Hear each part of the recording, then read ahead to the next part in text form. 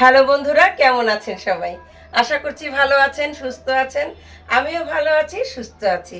তো আজকে comedy video হবে না, আজকে একটি কার্যকরী ভিডিও। এই যে রেসিপি ভিডিও। তো এরকম কার কার ঘরে আছে যে অনেক লেবু আনলে এভাবে পচে যায় বা এই যে শুকিয়ে যায়? তো এই লেবুগুলি না ফেলে দিয়ে আমরা আচার বানিয়ে রেখে দিলে বছরের পর বছর খাওয়া যাবে খিচুড়ির সাথে, তারপরে পোলাওয়ের সাথে এবং সাদা ভাতের সাথে। খুব টেস্টি হয়। তো আমি এই লেবুর আচারটা এর আগেও আমি একটা ভিডিও দিয়েছি, আর আজকে আমি এই লেবুগুলি দিয়ে একটা আচার বানাবো। এই আচারটা বানাতে একদম সহজ, খেতে অনেক মজা। তো আপনারা আমার সাথে দেখতে থাকুন আমি কিভাবে আচারটা বানাই। এই তো বন্ধুরা, আমি সমস্ত লেবুগুলি এভাবে টুকরো টুকরো করে কেটে নিয়েছি। এখন পাঁচফোড়ন একটু টেলে নিব। চুলায় আমি একটি ফ্রাই প্যান গরম করে নিয়েছি। এখন এখানে কিছু পাঁচফোড়ন আমি টেলে নিব।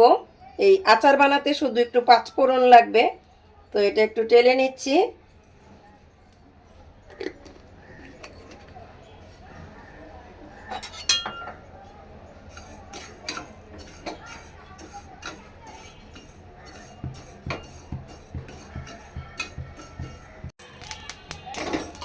পাঁচফোড়ন এই যে টালা হয়ে গেছে।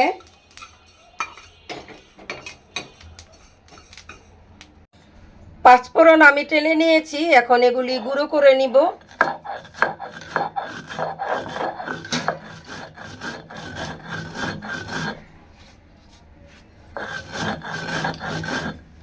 বন্ধুরা, এই তো পাঁচফোড়ন আমি গুঁড়ো করে নিয়েছি। তো এই যে লেবুগুলি তো আগে কেটে সুন্দর করে নিয়েছি, এরকম একটু আরও ছোট করতে পারেন আপনারা। তা আমি এই সাইজটা খুব ভালো লাগে। তো এখন আমি এই যে দিয়ে দিব পাঁচফোড়নের গুঁড়া। এখানে 2 চা চামচ পাঁচফোড়নের গুঁড়া আছে, তো এগুলি আমি দিয়ে দিব।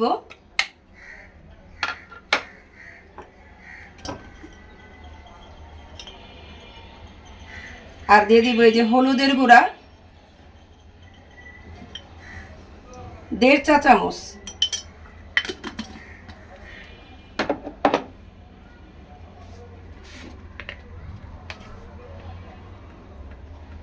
আর দিয়ে দিব লবণ। তো লবণটা 3 চামচ লবণ দিয়ে দিয়েছি। এখন দিয়ে দিব মরিচের গুঁড়া।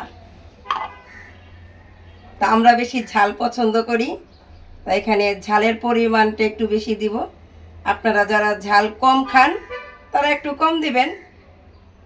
তো আমি 4 চামচ মরিচের গুঁড়া দিয়ে দিলাম। সমস্ত কিছু আমি নিয়ে নিয়েছি মশলা। এখন এটাকে কষলে কষলে মেখে নিব।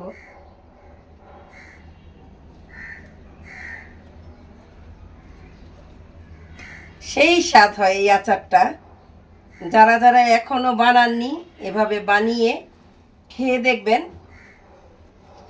খুব মজা হয়।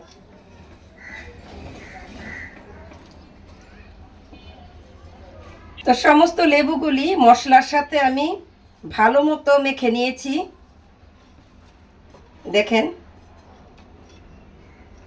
আমি এভাবে চটকে চটকে মেখে নিয়েছি, যাতে মশলাগুলি লেবুর ভিতরে ঢুকে।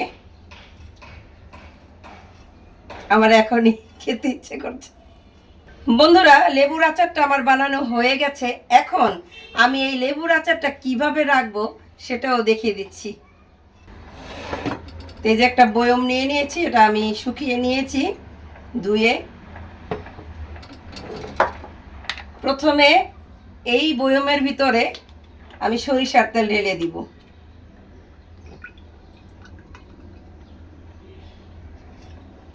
এই তেলের ভিতরে আমি আচারগুলি ঢেলে দিব, কারণ নিচে তেলের উপরে এই আচারটা মানে কি বলে চুবিয়ে রাখতে হবে,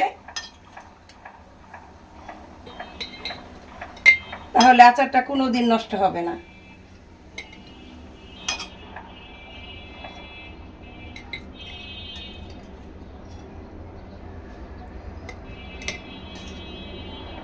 তো এইভাবে আমি আচারগুলি ভরে নিব। এই তো বয়ামের মধ্যে আমি আচারগুলি ভরে নিয়েছি। এখন এই আচারের উপরে আবার তেল দিয়ে দিব। হয়ে গেল মজাদার লেবুর আচার।